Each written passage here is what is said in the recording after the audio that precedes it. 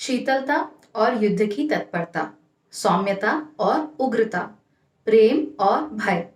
अगर ये सारी की सारी चीजें माता के किसी एक स्वरूप के साथ कनेक्टेड हैं, तो वो है माता चंद्रघंटा। और यही नवरात्र की तीसरी शक्ति भी है। तो चलिए आज इन्हीं के बारे में बात कर लेते हैं। चलिए अब बात कर लेते हैं माता चंद्रघंटा की। अब इनका नाम बहुत यूनिक है। इन्हें चंद्रघंटा इसलिए कहा जाता है क्योंकि इनके माथे पर घंटी के आकार का आधा चंद्रमा बैठा हुआ है, आधा चंद्रमा विराजमान है। इसीलिए इन्हें चंद्रघंटा कहा जाता है। माता सिंह की सवारी करती हैं, यानी बब्बर शेर की सवारी करती हैं।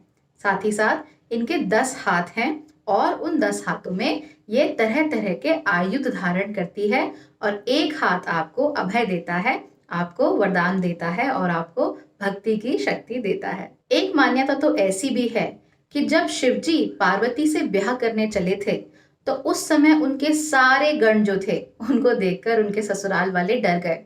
और कहीं कहीं पर तो हालत इतनी नाजुक हो गई कि लोग उन्हें देखकर भय से बेहोश हो गए। ये सब जब माता पार्वती ने देखा तो उन्होंने माँ चंद्रघंटा का रूप ले लिया। उस रूप में वो सिंह की सवारी कर रही थी और उनके 10 हाथ थे। ये देखकर शिवजी उनके मन की मंशा समझ गए। और उसके बाद जब वो अपने ससुराल के द्वार पर पहुंचे, तो वो एक सामान्य सजे धजे दूल्हे थे और उनके साथ सामान्य सजे धजे बाराती थे, जिसे देखकर लोग भयभीत नहीं हुए। और जब भयभीत नहीं हुए तो फिर उनकी शादी आराम से संपन्न की जा सकी। माता का स्वरूप यूं तो पैरा ह्यूमन है, लेकिन ये स्वरूप होने के बावजूद भी माता आपको डराती नहीं है। इनफैक्ट माता को देखकर आपके मन में जो है वात्सल्य और प्रेम ही जागता है। तो माता आपको मैसेज भी इस प्रकार का ही देना चाहती हैं। वो जानती हैं कि शिव जी उनके लिए बिल्कुल परफेक्ट वर हैं। लेकिन शिव जी जिस तरीके से अपने आप को कैरी करते हैं, यानी कि एक मेंडिकेंट की तरह रहते हैं, एक विरक्त की तरह रहते हैं, एक वैरागी की तरह रहते हैं, वो अब उनके गृहस्थ हो जाने पर उस तरीके का जीवन सही नहीं है या उस तरीके का प्रेजेंटेशन सही नहीं है। तो माता पार्वती चंद्रघंटा का रूप लेकर उन्हें ये बताती हैं, उन्हें ये समझाती हैं कि अब क्योंकि वो लाइफ के एक नए मंजिल की तरफ बढ़ रहे हैं, एक नए रास्ते की तरफ बढ़ रहे हैं, इसीलिए उन्हें उस रास्ते के हिसाब से खुद को मोल्ड करना पड़ेगा, यानी खुद को बदलना पड़ेगा अपने नए लाइफ गोल के हिसाब से, अपनी नई लाइफ के हिसाब से। माता का जो स्वरूप है, इसको देखकर मन में कभी भी भय उत्पन्न नहीं होता, जबकि माता के हाथ में आयुध भी हैं और वो युद्ध करने के लिए तत्पर हैं। लेकिन माता हमें ये सिखाती हैं कि युद्ध करने के लिए तत्पर होने का मतलब ये नहीं होता कि आप युद्ध कर ही लें। आपके पास शक्ति है तो इसका मतलब ये नहीं है कि आप शक्ति का अहंकार करें। अगर आपके पास पावर है तो इसका मतलब ये नहीं है कि आप उसका आडंबर करें। तो ये सारे मैसेजेस भी माँ चंद्रघंटा के साथ जुड़े हुए हैं। माता का संबंध माना जाता है शुक्र ग्रह के साथ। इसीलिए अगर आपकी कुंडली में शुक्र ग्रह संबंधी कोई भी समस्याएं हैं, तो आप माता चंद्रघंटा का नाम ले सकते हैं, उनकी स्तुति कर सकते हैं और उनके नाम का तीसरे दिन का नवरात्रि का व्रत भी ले सकते हैं। इसके साथ ही साथ माता का संबंध हमारे मणिपुर चक्र से भी माना जाता है। मणिपुर चक्र हमारे शरीर का तीसरा सबसे प्रोमिनेंट चक्र होता है, जो कि नाभि से थोड़ा ही नीचे मिलता है। ये पीले रंग का चक्र जो है वो हमारे डाइजेशन को कंट्रोल करता है, हमारे पेट में जो जठराग्नि होती है उसको कंट्रोल करता है। यानी कि हमारा जो बिल्कुल बेसिक ह्यूमन नेचर है, खाने का, खाने को पचाने का और उसको एनर्जी में कन्वर्ट करने का, ये मणिपुर चक्र उसको कंट्रोल करता है।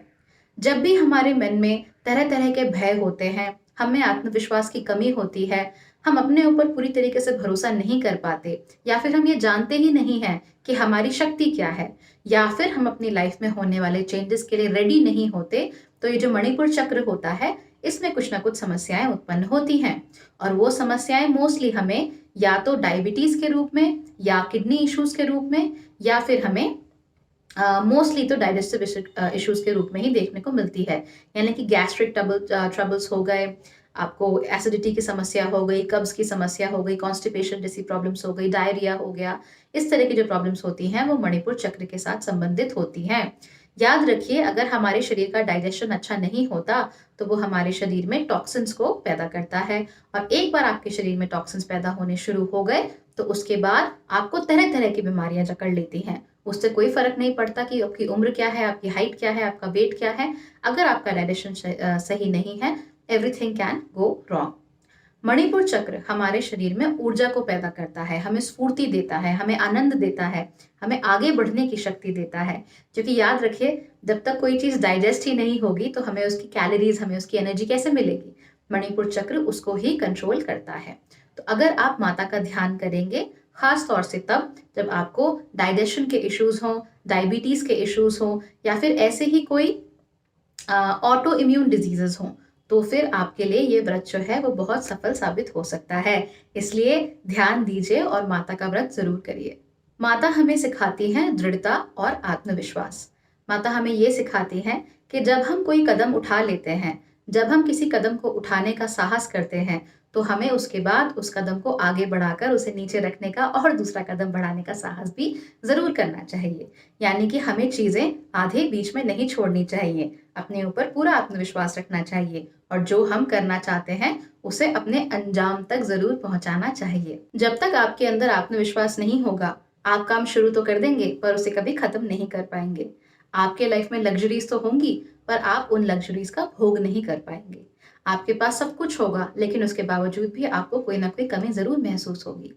माता हमें हमें आज से और अपने कल से भी जोड़ती हैं, यानी जो बीता हुआ है वो कल भी और जो आने वाला है वो कल भी। माता हमें बताती है कि जब हमारे लाइफ में कोई ट्रांसफॉर्मेटिव चेंजेस होते हैं तो उन चेंजेस के लिए हमें अपने आप को रेडी किस प्रकार से करना है। अगर आपको भी इसी तरह के कोई भय है, मन में कोई एंजाइटीज है, लाइफ में बड़े बड़े चेंजेस को करने की, रिस्क लेने की और जो किया है उसको आगे बढ़ाने की, तो फिर आप माता का ध्यान जरूर कीजिए। तीसरा नवरात्र माँ की इसी शक्ति को डेडिकेटेड होता है। तो आप माँ का ध्यान कीजिए, माँ के स्रोत का पाठ कीजिए या फिर सिर्फ मन लगाकर उनकी जो मूर्ति है या उनकी जो इमेज है उसको अपने मन में बसाने की कोशिश कीजिए। और जो भी काम शुरू करें माता का नाम लेकर शुरू करें।